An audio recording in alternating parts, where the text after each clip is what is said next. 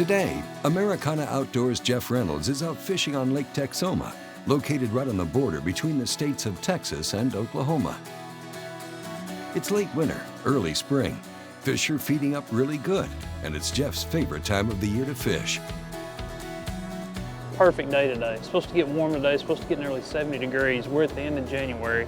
Typically this time of year, I mean, it could be anywhere from in the teens to in the 70s. You never know, but it's been cold of late, and a little bit of a warming trend. But today we've got it's cloudy this morning, a lot of heavy fog this morning. And it's just, I mean, it's setting up for a perfect day to be fishing, and just typical late winter fishing. It's jerk baits, crankbaits, it could be a rattle trap. Really, it's all about two different things, shad and crawdads. I really look for shad more than anything this time of year. They'll get in these creeks, and a lot of times they'll push the shad all the way to the backs of the creeks. When they do that, that's usually the best place to catch them because they get into a confined area, and when they're feeding on them, it can be lights out, and I mean lights out in a hurry. For this time of year when you're fishing around shad, the quickest way to find shad is with your electronics. You can idle in these creeks and on the main lake, wherever you're at, and really see where the shad are at, see what depth they're at. Another thing you'll see us fishing with today is the Panoptics. That's the new thing with Garmin that's been out a couple years now. Man, I mean, it's unbelievable what this thing will do. It is actually a live sonar, I guess you would call it. We've got it set up on the front of the trolling motor, so wherever the arrow is pointing, that's what you're looking at, and you're seeing things in real time. It's not the past. You can throw your bait out there and you can watch your bait come all the way back to the boat. See what I mean by feeding up? Look how fat that fish is. For me, my favorite jerkbait is the Spro McStick.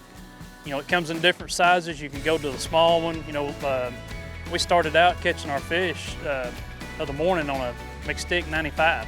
It's just a smaller profile jerkbait, runs a little bit shallower, and the bait that we were seeing was pretty small. I mean, the bait was probably 2 to 3 inches long, so that jerkbait really matched them shad pretty good. Yeah, spotted bass, now a little smallmouth. That's the deal. When you get the shad up here, fish are gonna be there.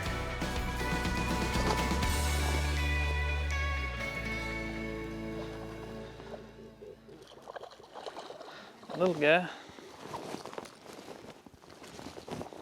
After catching a few fish on the McStick 95, I decided, you know, I need to go up a little bit, throw a little bit bigger jerkbait.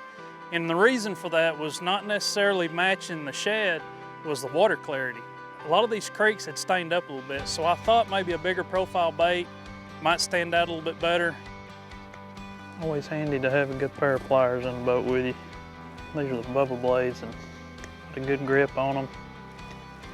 And great pliers. I mean, good sturdy pliers with some good cutters. That's the main thing. You buy a lot of them cheap ones and they rust up, and you know, you can't open them, can't close them. They won't cut nothing, but these are very well built and they work good. You know, this lake's got a lot of marinas on it, a lot of boat docks. You pull into one, you may pull into one creek and it may have 500 boathouses in it. Well, that can be kind of mind-blowing when you're trying to fish, but you know, look at them and see where the shad, idle by them. You know, for us, we're using side imaging. We're looking underneath them boat docks to see if there's shad underneath them. Idle the whole creek, see where the shad's at. Or the majority of the shad in the front, or in the back, or in the middle, and that'll give you an idea of where to start fishing. Little school of them sitting there. I actually seen a shad sitting on the surface, just sitting there swimming around, and I threw that jerkbait underneath him. But when he seen a McStick come through, he had to have him bite of that. Not a big one, but it's fish. Lake Texoma is one of the largest reservoirs in the United States, formed by Denison Dam on the Red River in Bryan County, Oklahoma, and Grayson County, Texas, about 726 miles upstream from the mouth of the river. Lake Texoma is the most developed and most popular lake within the Tulsa district, attracting approximately 6 million visitors a year.